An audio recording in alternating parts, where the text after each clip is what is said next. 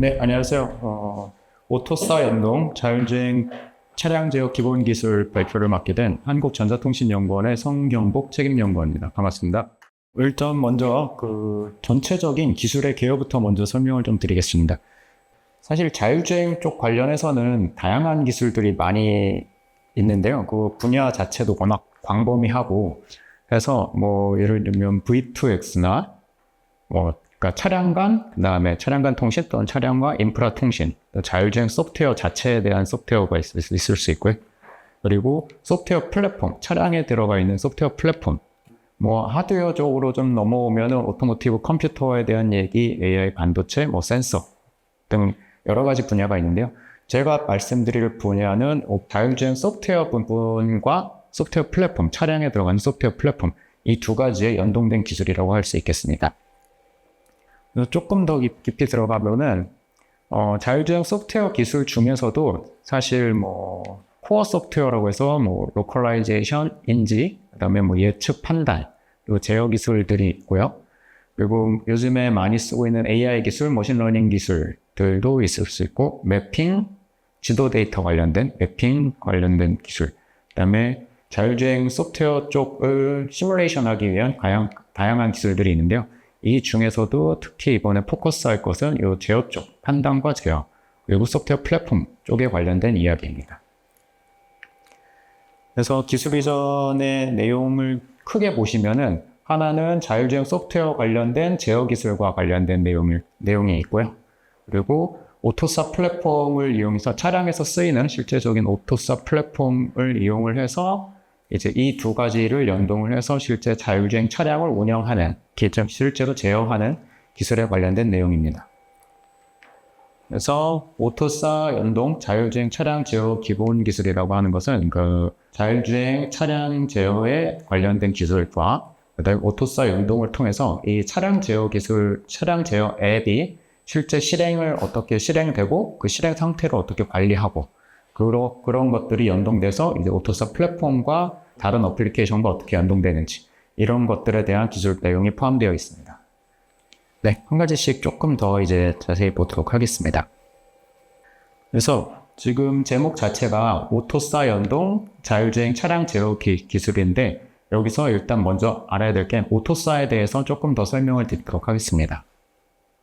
사실 한 20년 전, 한 10년 전만 해도 차량의 센서 자체가 그렇게 많이 들어가 있진 않았었습니다. 근데 이제 2010년 좀 이후로 차량에 센서가 많이 들어가면서 센서가 많이 들어간 게 그 ADAS 시스템, 즉 차량의 운전자 지원 시스템, 그리고 뭐 안전 세이프티 관련된 기술들이 점차적으로 쭉 늘어나기 시작하면서 차량에 센서가 많이 들어가기 시작했어요. 라이다 센서 같은 것들도 지금 차량에 들어가 있고, 지금 여기에 놓는데 카메라 센서가 획기적으로 많이 들어가서 사용되기 시작했고요. 그 다음에 뭐 다양한 초음파 센서, 그리고 다양한 센서나 그 센서들을 컨트롤하기 위한 ECU들이 많이 들어가게 되어 있습니다. 근데 그래서 현재 차량에는 뭐 수십 개 이상의 ECU들이 많이 들어가 있고, 그 다음에 동시에 관련된 센서들이 많이 들어가 있는데, 예전에는 이 센서들을 그러니까 이 ECU들을 연동할 때 1대1로 직접 다 연동을 했었습니다. 그렇다 보니까 센서 개수가 늘어나면 늘어날수록 그 소프트웨어의 복잡도가 훨씬 높아지는 거죠.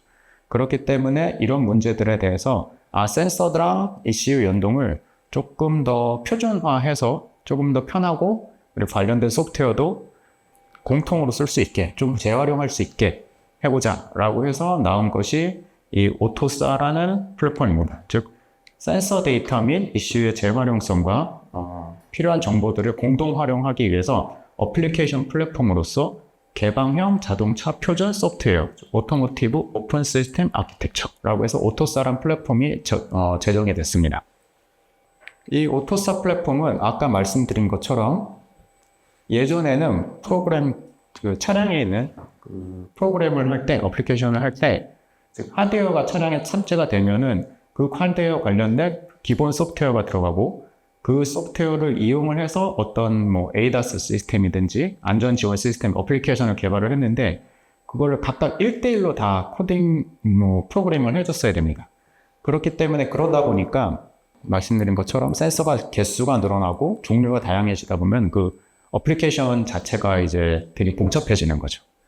그렇기 때문에 그런 문제를 해결하고자 하드웨어가 있을 때 하드웨어와 함께 스탠다드된 미들웨어를 추가해서 소프트웨어를 좀 더 활용하기 쉽게 만든 것이 오토사 플랫폼입니다. 그래서 보시는 것처럼 하드웨어에 대한 스펙을 정의하고 그 하드웨어의 스펙과 관련해서 표준화된 방법으로 오토사 플랫폼을 이용해서 어플리케이션을 개발하자 하는 목적으로 오토사 플랫폼이 정의가 됐고요. 오토사 플랫폼은 오토사 클래식 플랫폼이라고 해서 2003년부터 이제 클래식 플랫폼으로 시작을 했고, 현재는 오토사 어댑티브 플랫폼 2017년에 이제 오픈이 됐고요. 그래서 이 어댑티브 플랫폼까지 확장되어서 지금 활용을 하고 있습니다. 일단 간단히 보시면 클래식 플랫폼과 어댑티브 플랫폼의 차이점은 클래식 플랫폼은 2003년에 개발되면서 오픈되면서 일단 그 당시에 현재 사용되던 프로그래밍 방식을 그대로 사용을 해서 미들웨어랑 런타임이 있고 그 다음에 어플리케이션 개발을 하게 되는데 각각에 대한 거를 조금 더 이제 기존의 센서들에 대응을 하게 됐고 2017년에 어댑티브 플랫폼이 나오면서 최신 기술과 그 다음에 최신 자율주행 쪽 기술, 그 다음에 ADAS 좀 고급 ADAS 기술들을 지원을 하기 위해서 어댑티브 플랫폼이라고 해서 추가로 나왔습니다. 그래서 본 기술이 관련된 내용에서는 이제 오토사 어댑티브 플랫폼을 사용을 해서 어플리케이션 관리하는 것을 이제 그 내용에 포함되어 있습니다. 네, 이제 간단히 이제 오토사에 대해서 설명을 드렸었고요. 그렇다면 이제 오토사 플랫폼을 이용해서 과연 자율주행 차량 제어 기술이라고 하는 것은 어떤 건가? 차량 제어 기술에 어떤 게 포함되어 있나 좀 설명을 또 드리도록 하겠습니다. 일단 자율주행 차량이라고 하면 지금 저희 전자통신연구원에서 개발하고 있는 초반에 개발된 자율주행 차량인데요. 자율주행 차량의 모습은 전형적으로 이렇게 생겼죠. 차량의 위쪽에 센서들이 일단 라이다 센서 3개가 장착되어 있고 뒤쪽에 카메라가 장착되어 있습니다. 즉 자율주행을 위해서 라이다 센서와 카메라 센서가 추가로 장착되어 있고요. 그 카메라 센서랑 라이다 센서를 처리하기 위한 PC들이 그쪽 트렁크 쪽에 지금 되게 크게 들어가 있습니다. 그리고 트렁크 쪽에 그 센서들 처리하기 위한 PC와 그 다음에 자율주행을 경로 설정 또는 그 다음에 목적지까지 가기 위한 경로를 어떻게 계산할 것인지 라고 하는 판단 PC가 같이 들어가 있고요. 현재 보시면 이 가운데 까만색의 박스가 지금 이제 제어 프로그램 동작하기 위한 그 PC가 같이 설치되어 있습니다. 조금 구조적으로 다시 좀 설명을 드리면은 앞에 말씀드렸듯이 카메라 지금 2대, 그 GPS 1대, 그리고 라이다 3대가 센서로, 자율주행용 센서로 장착이 되어 있고요. 요거는 다 이제 루프 쪽. PC는 크게 지금 2대가 장착이 되어 있습니다. 차량이 카메라, 라이다, 이런 센서들을 처리해서 장애물 인식 또는 위치 인식을 하기 위한 인식 PC가 한 대 있고, 그 다음에 목적지까지 경로 계산, 그 다음에 차량을 실제로 컨트롤하는 그 컨트롤 PC가 한 대 더 있습니다. 그리고 컨트롤 PC를 통해서 직접적으로 핸들, 그 다음에 액셀레이션, 브레이크를 다 제어하게 되어 있고요. 이렇게 기본 구조로는 인식 판단 제어 시스템의 구조를 가지게 되어 있습니다. 그래서 소프트웨어적으로 구성을 보면은 아까 말씀드렸듯이 크게 3가지 인식, 판단, 제어 시스템으로 시스템 구성이 되어 있고, 거기서 이제 인식 시스템이 하는 역할은 앞전에서 보셨던 GPS, 카메라, 그 다음에 라이다 센서, 차량 내에 있는 센서들도 있거든요. 그 핸들이라든지 핸들 각도, 그다음에 차량의 속도 이런 정보들을 받아들여서 차량의 인식 시스템이 하는 일은 로컬라이제이션, 즉 차량의 내 위치를 현재 정확히 파악하는 겁니다. GPS가 현재 지금 장착되어 있는데 이 GPS 성능이 저희가 쓰는 거는 대략 2cm급까지 나오는 이제 GPS를 사용을 하고 있는데, 문제는 그 2cm급 나오는 게 그 도심지나 그리고 이렇게 좀 오픈 스페이스가 아닌 경우에는 그 성능이 그 정도까지 나오지 않습니다. 대략 한 30에서 50cm 또는 1m까지 오차가 나는 경우도 있고요. 만약 50cm나 한 1m까지 오차가 난다면 사실 차량이 내 위치에 대한 오차가 그 정도 나게 되면은 그 차량의 옆 차선을 넘어가게 돼 있어요. 그렇기 때문에 GPS 성능을 GPS 하나만 가지고는 위험하다라는 결과가 있고, 그래서 그 카메라랑 라이다 등을 이용해서 내 위치 인식을 하기 위한 로컬라이제이션 기술이 필수적으로 사용이 되게 됩니다.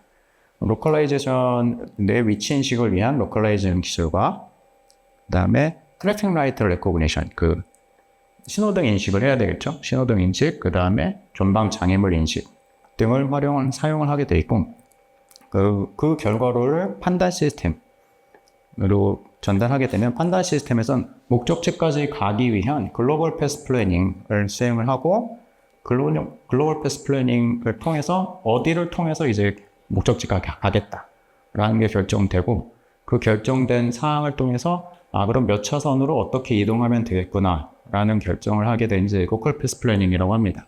그래서 로컬 패스 플래닝까지 하고, 그리고 매핑과 리스크 이밸루에이션이라고 해서 장애물이 있을 때 그럼 저 장애물이 내 차랑 충돌할 확률이 얼만큼 된다, 또는 위험성이 있으니까 조금 속도를 줄이거나 이런 기술들이 필요하거든요. 그런 기술들이 같이 들어가 있고, 동시에 이제 추가적으로 뭐 태스크, 뭐 차선 변경이라든지 필요시 이제 가감속을 하는 역할을 하게 됩니다.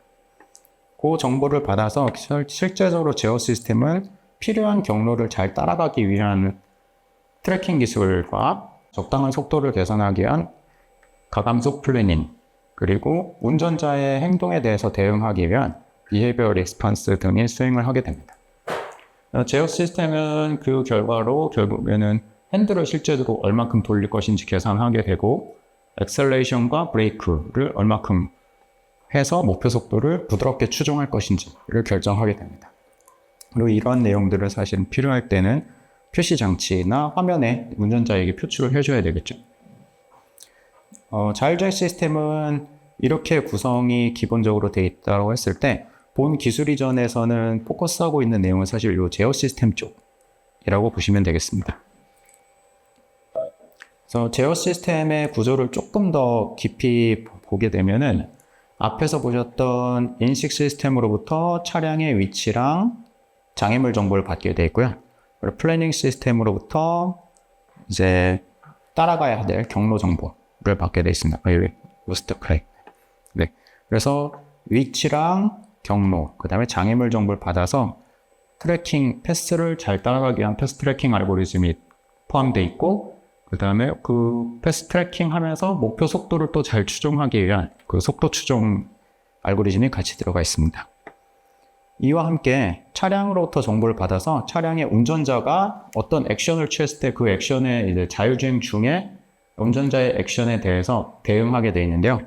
운전자는 사실 자율주행 중에 위험하다 싶으면 브레이크를 밟아서 이제 안전을 확보할 수가 있고, 또 위험하다 싶으면 핸들을 돌릴 수도 있잖아요. 만약 그렇게 됐을 땐 자율주행 모드에서 이제 운전자 주행 모드로 모드 변화를 하게 돼 있고, 그 모드 변환 그 기술, 그 알고리즘이라든지 필요시 어떻게 반응할 것인지에 대한 알고리즘들이 다 들어가 있습니다.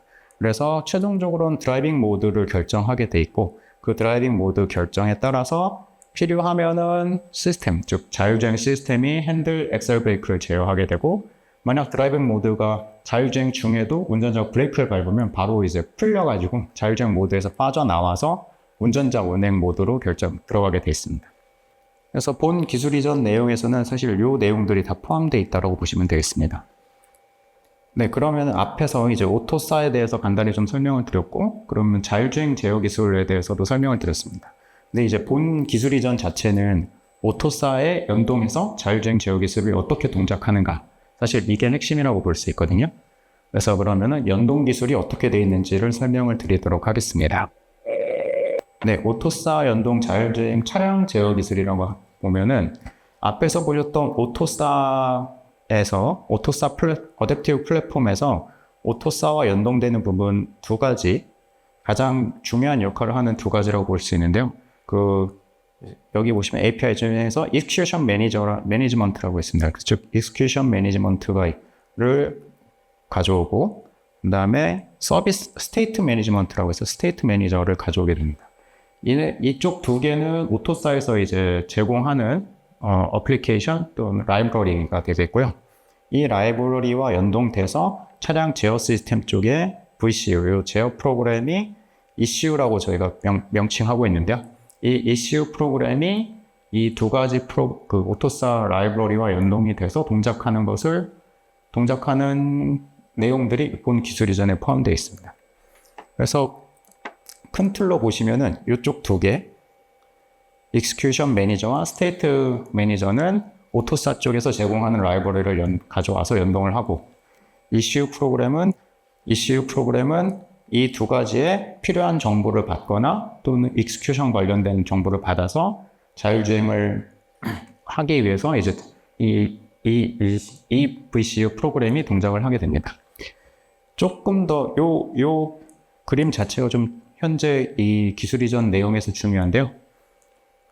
조금 더 설명을 드리면은, 차량이 시동이 켜져서 이제 전원이 들어오기 시작하면은 자율주행 오토사 쪽에서 execution 매니저와 state 매니저가 실행이 되게 됩니다. 그러면은 이 두 가지가 실행이 되면 설정된 상태에 따라서 자동으로 이 VCU라는 프로그램을 실행하도록 설정을 해놨습니다. 그러면은 요 execution 매니저는 이 VCU를 그러니까 전원이 들어오자마자 이제 이 VCU를 실행을 하게 돼 있고, 이 VCU는 이제 실행을 하면서 내 실행 상태를 계속 스테이트 매니저한테 알려주게 됩니다. 그럼 스테이트 매니저는 이 VCU의 상태에 따라서 지금 얘가 어떤 상태니까 추가적인 프로그램, LAD나 HAD라는 프로그램을 선택적으로 실행할 수 있게 이제 알려주게 됩니다. 요 두 개 프로그램은 사실은 그냥 좀 간단한 예제 프로그램인데요. LAD는 로우 스피드, 즉 좀 낮은 속도에서 자율주행에 필요한 추가 어플리케이션, 예를 들면 전방위 카메라 영상이라든지 그런 걸 띄울 수 있는 그냥 간단한 예제 프로그램이고요. HAD는 하이스피드 어플리케이션, 즉 고속에서 이제 전방 차량과의 거리라든지 이런 거를 자율주행 속도에 따라서 어플리케이션 두 가지를 서로 교차해서 실행하거나 필요시 종료시키거나 하는 것을 이제 수행을 할 수 있게 됩니다. 그 수행 자체는 이제 결국엔 이 execution 매니저와 state 매니저, 즉 오토사 프로그램에서 그 설정된 대로 요 추가 프로그램을 실행하게 되어 있는데요. 그래서 기본 흐름은 execution 매니저가 처음에 실행되고, 그거에 따라서 이 VCU를 실행하고, 그럼 이 VCU의 상태에 따라서 이 VCU의 현재 속도, 주행 속도에 따라서 주행 속도를 계속 스테이트 매니저한테 알려주게 돼 있고요. 그럼 스테이트 매니저는 그 스테이트 상태에 따라서 현재는 저속이니까 LAD를 실행시켜라 라고 이쪽에 execution 매니저한테 다시 알려줍니다. 그러면은 이 execution 매니저는 LAD를 실행하고, 또 상태를 계속 보다가 필요시에는 하이스피드인 경우에는 execution 매니저한테 현재 하이스피드라고 알려주면 얘는 다시 이제 HAD라는 프로그램을 실행하게 됩니다. 그래서 이게 좀 간단한 예제인데요. 오토사 플랫폼에 기반으로 해서 자동으로 자율주행 제어 프로그램이 실행되고, 그 자율주행 제어 프로그램의 상태에 따라서 다른 추가 프로그램을 설정한 대로 실행할 수 있다라는 게 핵심이 되겠습니다. 이렇게 되면은 아까 말했지만 오토사 플랫폼을 사용을 하기 때문에 이 차량 제어 프로그램 개발자는 사실 이 LAD나 HAD 또는 다른 프로그램들에 대해서 크게 신경을 쓰지 않고 여기에만 집중해서 개발을 하게 될 수 있고, LAD나 또는 HAD 또는 다른 어플리케이션을 개발하는 사람들은 EVCU랑 또 상관없이 이쪽에서 스테이트 매니저나 execution 매니저로부터 정보를 받아서 추가 프로그램을 실행할 수 있게 됩니다. 즉 여러 가지 프로그램이 동시에 만약 차량에 동작하게 된다고 했을 때는 이 오토사 플랫폼을 사용하게 되면 상호간의 어플리케이션 개발자들이 서로 이 정보를 필요합니다, 저 정보 필요합니다 이렇게 할 필요 없이 오토사 플랫폼으로부터 정보를 받아서 바로 실행이나 내 상태를 보고할 수 있다는 거죠. 이렇게 되면 소프트웨어 개발하는 컴플렉시티가 좀 줄어들게 됩니다. 이런 게 이제 오토사 플랫폼을 사용하는 장점이라고 볼 수 있겠습니다. 네, 관련해서 개발 과정을 좀 보여드리면은 현재 이 까만색 자비어 보드라는 곳에 자율주행 제어 프로그램 설치되어 있고요. 제어 프로그램과 오토사 플랫폼 라이브러리가 설치되어 있고 개발용 PC에서 여기 이제 연동돼서 이제 추가적으로 인식 판단 프로그램이 같이 설치되어 있습니다. 그리고 시뮬레이션 테스트를 통해서 실제적으로 프로그램이 동작하는 걸 확인했고 실제 비이클 테스트를 통해서 실제 차량으로도 본 프로그램이 정상 동작하는 것을 확인했었습니다. 한번 보시면은 아까 말씀드렸지만 차량이 실행이 되면은 차량에 전원이 들어오게 되면 익스큐션 매니저를 통해서 EVCU가 실행이 되고요. 추가적으로 지금 현재 속도가 낮기 때문에 저속이기 때문에 LAD라는 프로그램이 같이 추가적으로 자동으로 실행된 것을 보실 수가 있습니다. 그리고 EVCU라는 이 제어 프로그램이 지속적으로 이제 상태 정보를 계속 스테이트 매니저에 전송하는 모습이고요. 그럼 이 스테이트 매니저는 이 스테이트 상태에 따라서 스테이트 변화가 있을 때 추가적으로 LAD나 HD를 실행을 하게 되겠죠. 그리고 당연한 얘기지만 프로그램이 갑작스러운 종료나 뭔가 문제가 생겼을 때 상태도 스테이트 매니저에 보고가 돼 있고요. 그럼 스테이트 매니저 쪽에서는 지금 현재 문제가 생겼으니까 긴급 프로그램으로 변경을 하든지 이렇게 대응이 가능하도록 되어 있습니다. 지금 보시면은 좌측 3단이 시뮬레이션 클라이언트고요. 우측 상단이 이제 판단 소프트웨어, 우측 하단이 시뮬레이터, 인식 관련된 시뮬레이터였고요. 오토사 플랫폼이 연동된 제어 프로그램이 좌측 하단에 있습니다. 그래서 소프트웨어 차량의 모드를 변경할 때, 그 모드 변경할 때마다 모드 변경된 정보가 스테이트가 계속 전송되게 되어 있고요. 차량의 현재 속도에 따라서 LAD 프로그램이 즉 저속에서 수행되는 어플리케이션이 수행되거나 또는 고속인 경우에는 다시 그 어플리케이션이 변경돼서 하이스피드 어플리케이션이 수행되는 모습을 볼 수가 있습니다.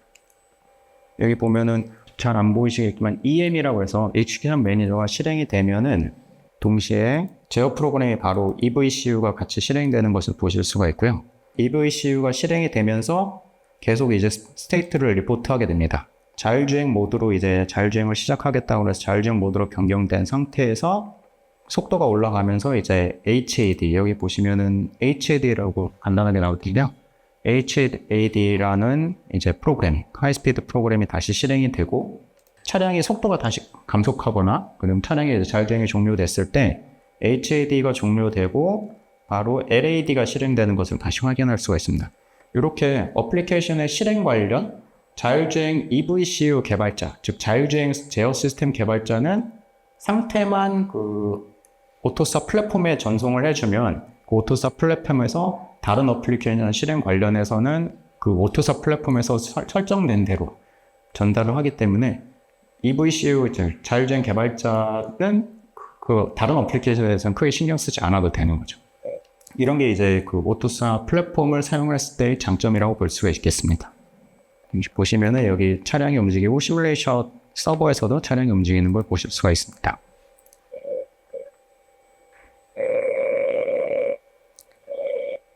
네, 이렇게 시뮬레이션만 하면은 또 시뮬레이션으로 끝낸 거 아니냐라고 보통 얘기를 하시더라고요. 그래서 저희 항상 시뮬레이션 하고서 실차 테스트를 반드시 하게 돼 있고 그 실차 테스트한 모습을 좀 보여드리면은 그 실차 테스트는 세팅은 이렇게 돼 있습니다. 아까 말씀드렸지만 그 사용했던 OS는 이제 RTOS를 기반으로 해서 자비어 보드를 사용을 했었고요. 그 다음에 이 RTOS 위에 오토사 어댑티브 플랫폼이 설치되어 있었습니다.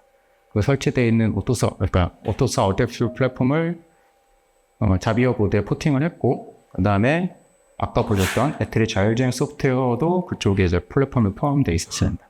그래서 실제적으로 소프트웨어 스택을 보면은 인베디드 시스템 이제 하드웨어가 있고요. 그 다음에 RTOS가 그 위에 올라가 있고, 그 RTOS 위에 어댑티브 오토사 소프트웨어 플랫폼이 올라가 있었습니다. 그리고 이 오토사 어댑티브 플랫폼 위에 이제 제어 시스템이 어플리케이션을 동작을 하는 거죠. 실제 차량은 저희가 가지고 있는 차량 지금 전기차 이 구형이죠. 옛날 아이오닉 전기차 모델인 구형 아이오닉에 이제 연동해서 테스트를 했었고요. 그 다음에 내연기관 기반의 그 제네시스 차량, G80 차량을 이용을 해서 추가적인 실험을 했었습니다. 그래서 보시면은 아이오닉 차량을 했을 때 사용한 모습인데요. 지금 보셨던 조그만 모니터가 뒤쪽에 있는 시스템의 모니터입니다. 이거 주행 끝나고 동영상 트렁크 쪽을 한번 보시게 될 텐데요. 먼저 한번 주행을 보시면은 먼저 경로 설정을 하고 개발 환경이 그리 좋지 않습니다. 차 안에서 네. 그 차 안에서 이렇게 이제 시스템이 동작하는 걸 먼저 확인한 후에요. 그 다음에 목적지를 설정해 준 다음에 저희가 보통 자율주행 할 때 핸들에 있는 버튼을 이용해서 자율주행을 시작을 하게 됩니다. 그래서 핸들에 있는 버튼을 눌러서 이제 자율주행 모드로 들어가게 되면은 자율주행을 하면서 아까 보셨던 오토사 플랫폼 시뮬레이션에서 보셨던 그런 프로그램들이 그대로 동작하는 걸 보실 수가 있고, 차량이 핸들과 그 다음에 속도도 이제 자율주행 소프트웨어가 설정된 대로 목적지대로 이제 계산해서 가는 걸 보실 수가 있습니다. 참고로 보시면은 약간 이제 어둡잖아요. 밤에 가까운데 저희가 주로 쓰는 센서가 이제 카메라 센서랑 라이다 센서가 이제 핵심인데요. 카메라 센서는 밤에는 확실히 조금 좀 위험하긴 한데, 라이다 센서는 밤에 대해서는 크게 문제가 없기 때문에 어느 정도까지는 크게 문제 없이 주행하는 것을 보실 수가 있습니다.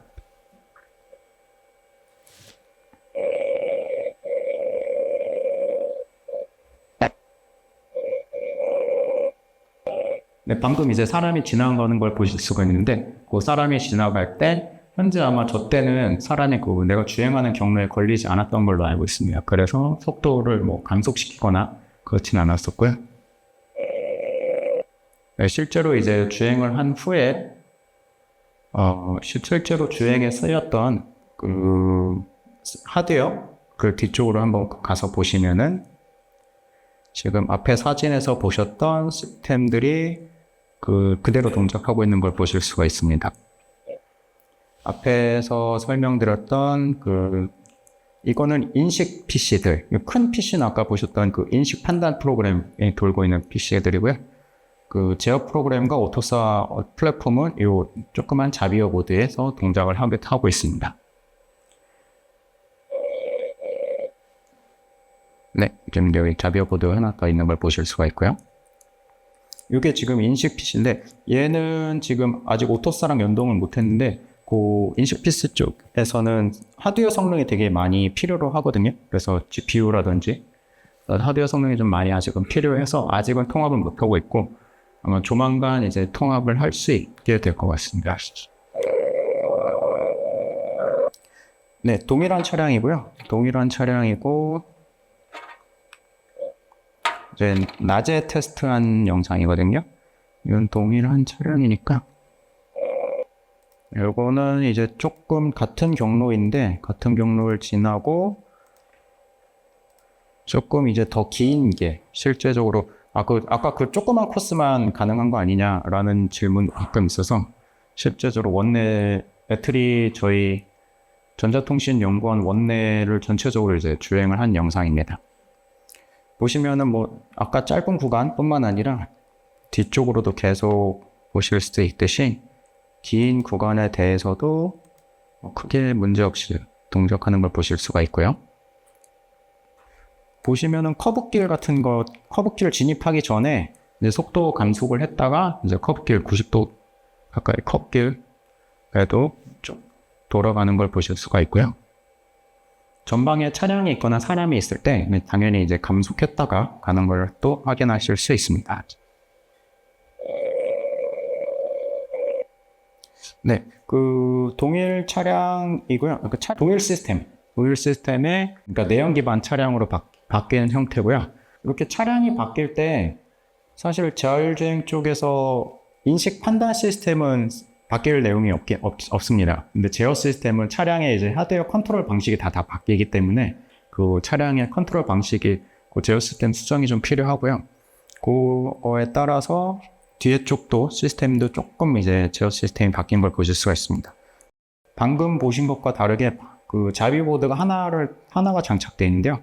이 자비보드 하나에서 조금 더 이제 그 시스템 최적화를 통해서 저 한 대 PC에서 아까 보셨던 오토사 플랫폼, 이제 RTOS 오토사 플랫폼, 그 다음에 자율주행 소프트웨어까지 모두 다 동작할 수 있도록 세팅을 조금 더 최적화했고요. 그 내용이 포함되어 있습니다.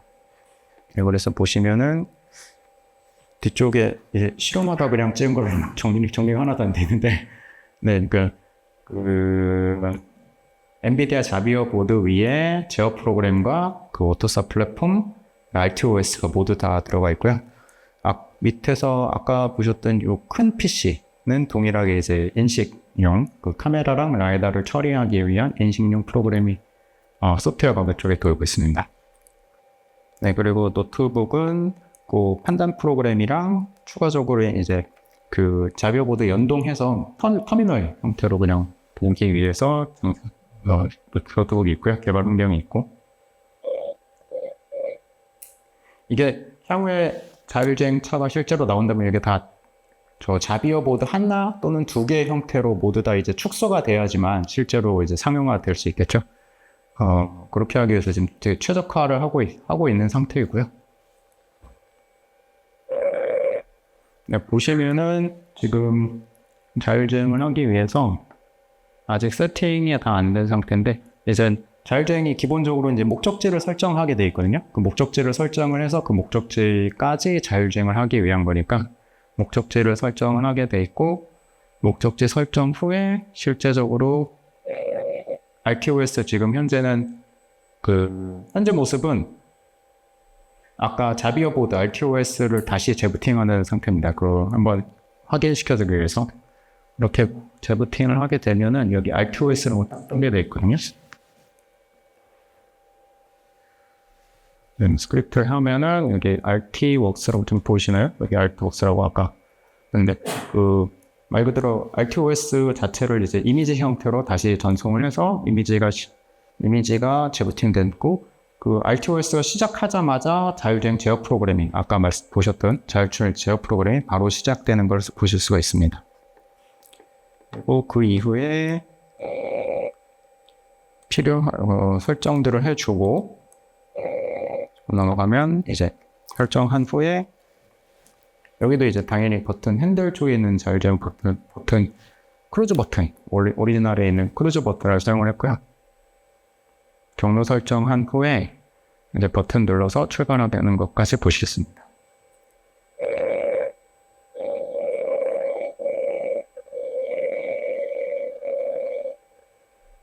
네, 크루즈 버튼 눌러서 준비했고, 이제 셋을 하면 핸들이 자율주행이 이제 실제적으로 되는 걸 보실 수가 있습니다. 보시면 조금 급한 커브길인데요. 그 급한 커브길도 크게 문제없이 주행하고 속도도 이제 필요에 따라 감속했다 가는 것을 보실 수가 있습니다.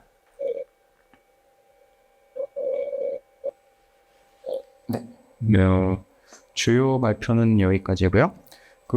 결론적으로 말씀드리면은 본 기술 이전에서는 말고 자율주행을 위한 제어 소프트웨어를 이제 기본적인 내용이 포함된 제어 소프트웨어 내용이 포함되어 있고, 그리고 그 제어 소프트웨어가 오토사 플랫폼과 연동되어서 execution, 즉 실행도 오토사 플랫폼에 의해서 설정된 대로 실행이 되고, 그 현재 제어 프로그램이 실행되어 있는 상태를 오토사 쪽에 계속 전송을 하게 됩니다. 그 실행 상태를 계속 전송하게 돼 있고, 그 실행 상태에 따라서 추가적인 어플리케이션이 실행되고 종료되고 하는 것들을 다 이제 오토사 플랫폼에 설정된 대로 수행할 수 있게 돼 있고요. 그렇게 연동하는 관련된 기술들이 본 기술 이전 내용에 포함되어 있겠습니다. 네, 그러면은 오늘 발표는 여기까지 하도록 하겠습니다. 예, 감사합니다. 혹시 질문 있으시면 질문 부탁드리겠습니다. 그러면 두 가지 버전으로 이렇게 나오는 건가요? 그러니까 차량이 이제 전기차일 때랑 내연기관 차일 때 차이점이 제어 네네. 쪽에 이제 차이점이 있다고 하셨는데 네네. 버전이 나눠져서 어떻게 나올 것 같아요? 예, 그 두 가지 버전은 아니고요. 한 버전에 그 두 가지 모드가 다 포함되어 있는 형태로 예, 전달되게 될 것 같습니다. 네, 두 가지 다 포함되어 있습니다. 네. 차이점이 많나요? 사실 그 전기차냐, 내연기관차냐 이 차이점보다는 차마다 특성이 좀 있거든요. 그러니까 예를 들면 아까는 보셨던 이제 구형 아이오닉 차량에 같은 전기차면 이제 사실 좀 반응이 좀 빠르긴 합니다. 그 가속 명령이나 감속 명령을 내렸을 때 전기차는 좀 반응이 빠른 그런 특징이 하나 있고요. 그리고 차마다 즉 예를 들면 뭐 아까 보셨던 제네시스 차량이다라고 했을 땐 조금 부드럽게 움직이는 뭐 그런 게 있고, 그다음에 다른 차량은 그 차량에 또 이제 차량에 맞는 또 특성이 있거든요. 그래서 그 차량 특성들을 좀 맞춰주는 게 또 필요하고, 아까 저희가 차량 제어 시스템이 차량을 컨트롤할 때 그 CAN 네트워크라는 걸 사용하게 됩니다. 컨트롤러 에리어 네트워크라는 걸 사용하게 되는데, 그 차량마다 그 사실 그 CAN 네트워크 그 아이디 정보를 얻어오는 게 사실 또 쉽지 않거든요. 근데 그 차량마다 좀 특성이 있어서 그 내용들이 차량마다 좀 다르고, 차량 제어 시스템에서 그리고 좀 본 기술 이전에서는 그 아까 보셨던 두 가지 차량에 대한 정보는 포함돼서 아마 같이 나가게 됩니다.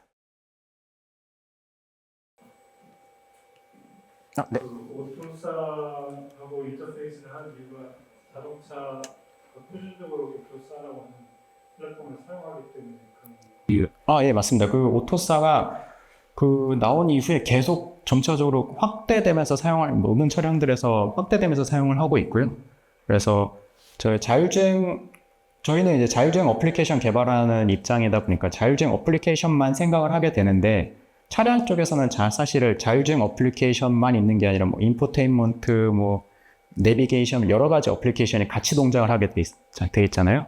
그러다 보니까 그러면은 오토사 플랫폼 하에서 다 연동돼서 돌아갈 수 있도록 하는 게 목표입니다. 그렇기 때문에 오토사랑 연동돼서 저희 쪽도 연동을 해서 그 정보를 계속 전달할 수 있도록 하기 위해서 개발하고 있고요.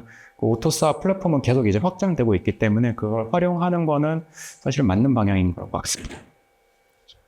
그럼 언어는 그 C언어나 그걸 사용 그 개발된 언어 기술이랑 소스코드도 네, 맞습니다. 어떤 C나 이런 네, 지금 개발 언어는 C++로 되어 있고요. 오토사 플랫폼에 연동할 때는 기본적인 언어가 C++로 되어 있거든요. 그래서 C++로 지금 되어 있고, 뭐 기술 이전 시에는 C++로 된 코드가 같이 나가게 될 것 같습니다. 네, 강연해 주신 내용 정말 잘 들었습니다. 저도 제어 기반의 자율주행 공부를 하고 있는데, 그 최근에 그 인지 기반의 이제 엔드투엔드 자율주행 시스템이 주목을 받고 있는 것으로 알고 있는데, 혹시 그게 이제 제어 분야에 미칠 영향이나 연구하신 방향에 영향이 있었는지 궁금해요. 되게 좋은 질문이고요.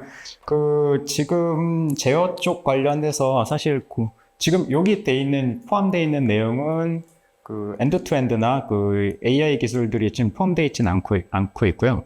근데 아까 지금 질문해 주신 것처럼 그 엔드투엔드 제어 기술이 지금 각광받고 있고 계속적으로 활용이 될 가능성이 확실히 좀 넓어지고 있는 것 같아요. 그런데 이게 근데 중요한 점은 이 기본 클래시컬한 제어 기술, 지금 예를 들면 이 기술 이전에 포함되어 있는 클래시컬한 제어 기술을 완전히 뺀 상태에서 엔드투엔드가 가기에는 좀 어려운 것 같습니다. 그러면 엔드투엔드 쪽에 다 좋은데 가장 큰 단점, 좀 위험한 점이라고 하는 게 잘 하다가 가끔 한 번씩 탁 튀는 경우가 있거든요. 엔드투엔드가 잘 제어를 하다가 가끔 한 번씩 탁 튀는 경우가 있는데, 그게 자동차 입장에서 보면은 한 번 잘못 튀면 그게 바로 사고로 직결되기 때문에 저희 쪽에서 볼 때는 그 두 가지 기술, 즉 클래시컬한 수치적으로 계산해서 제어하는 방식과 엔드투엔드 방식이 두 가지가 조화롭게 가는 형태가 맞는 것 같고요. 근데 이제 점차적으로 엔드투엔드가 조금 더 부드럽게, 조금 더 이제 사람이 운전하는 것처럼 비슷하게 하기에는 훨씬 더 좋은 접근 방법이거든요. 그래서 두 가지 방식이 모두 다 필요하다고 보고, 근데 향후 점차적으로 연구 이슈 또는 개발 이슈로 봤을 때 엔드투엔드 방식이 조금 더 방향성은 더 맞는 것 같긴 합니다. 네, 자비어 보드를 쓰셨다고 했는데 자비어 보드를 썼다는 것은 CPU만 쓴 게 아니고 GPU도 그 컨트롤하는 데서 쓴다는 뜻인데 네네. 그거를 실제로 쓰나요? GPU 같은 걸 쓰시나요? 지금 자비어 보드를 썼을 때, 저희가 본 프로그램에서는 자비어 보드에 GPU를 사용하진 않았었고요. 그냥 CPU만 사용을 했는데, GPU는 사실은 좀 미래를 보고 일단 향후를 위해서 자비어 보드를 써야 되겠다라고 해서 사용을 하게 된다. 방금 전 질문처럼 저희가 AI 기술들을 쓰기 시작했을 때는 GPU가 반드시 필요하거든요. 그래서 자비어 보드를 해서 일단 그 보드에서 CPU 기반으로 개발을 하는 것과 그 다음에 나중에 이제 딥러닝 기술, AI 기술을 써서 GPU를 함께 써서 향후를 위해서라면 자비어 보드 플랫폼에서 GPU가 있는 플랫폼을 사용을 하는 게 이득이었기 때문에 현재는 자비어 보드를 기반으로 하고 있습니다. 근데 GPU는 현재까지 이 버전까지는 아직 안 쓰고 있고요. 아마 다음 버전부터는 GPU를 좀 활발하게 쓰게 될 것 같습니다. 그거는 저기 인식 쪽 기능을 이쪽에 집어넣는 그런 얘기예요. 일부 인식 쪽 기능이 이쪽으로 내려올 확률이 좀 있고요. 사실 그렇고 인식 쪽에서 사실 카메라 프로세싱, 라이다 프로세싱 쪽에 그 컴퓨테이션 파워가 되게 많이 필요하거든요. 그래서 그거는 아마 당분간은 바로 내려오긴 좀 어렵고 그 중에 일부 기능들이 이쪽 GPU를 해서 내려올 수 있을 것 같습니다. 단계적으로는 사실 그 신호등 인식, 그 빨간불, 파란불 인식하는 거 있지 않습니까? 그 기술은 현재 GPU를 사용해서 이 자비어 보드 쪽으로 지금 내려와서 포팅해서 지금 어플리케이션이 돌고 있거든요. 그렇게 일부 기능을 계속 내려있는 형태로 그래서 그 보드 안에서 하나 보드 또는 한두 개에서 그 큰 PC 말고 그 조그만 보드에서 처리할 수 있도록 지금 계속 연구 개발하고 있는 중입니다. 그 라이다가 3D 라이다를 쓰시는 거죠? 그것도 세 개나? 네, 그래서 커팅 방법이 예, 맞습니다. 라이다를 현재 3개를 사용하고 있고, 그 라이다가 로테이션 라이다로 해서 320도 계속 돌면서 채널이 64개 채널, 64채널짜리를 사용을 하고 있고요. 그렇게 되면 이제 3D 데이터를 받을 수 있게 돼 있고, 그 3개를 쓰는 데는 사실 멀리 장거리용이 하나 있고, 한 200m까지 볼 수 있는 장거리용이 가운데 하나 있었고요. 사이드 쪽에 있는 라이다는 단거리용이면서 조금 사이드를 커버할 수 있도록 이렇게 라이다 배치가 돼 있고, 그 라이다 처리하는데 또 상당히 이제 GPU가 많이 필요하고, 사실 그 카메라 프로세싱에도 좀 많이 사용되고 있고요. 네, 혹시 질문 더 없으면 이도록 마치도록 하겠습니다. 네, 감사합니다.